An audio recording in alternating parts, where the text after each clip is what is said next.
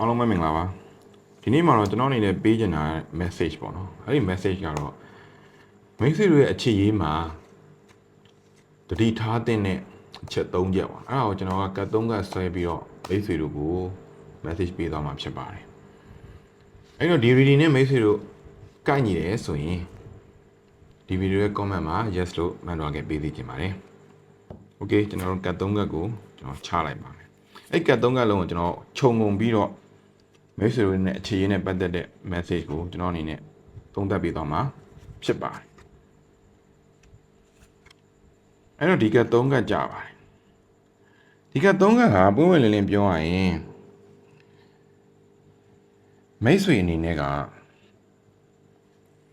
အရန်မှီကိုတဲ့အရာမျိုးကိုရှောင်ပါဆိုပြီးတော့ကျွန်တော်အနေနဲ့ကြံပေးခြင်းပါတယ်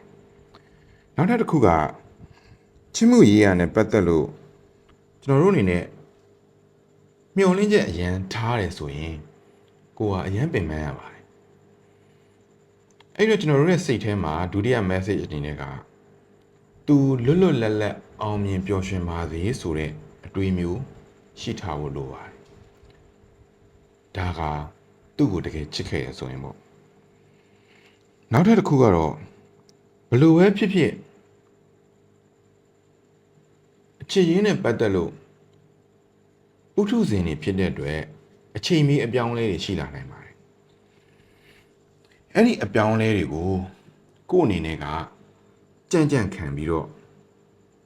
ရင်ဆိုင်နိုင်မှုလည်းလိုပါတယ်ဒါကတော့ကျွန်တော်ပေးခြင်းတဲ့အဓိက message ၃ခုပဲဖြစ်ပါတယ်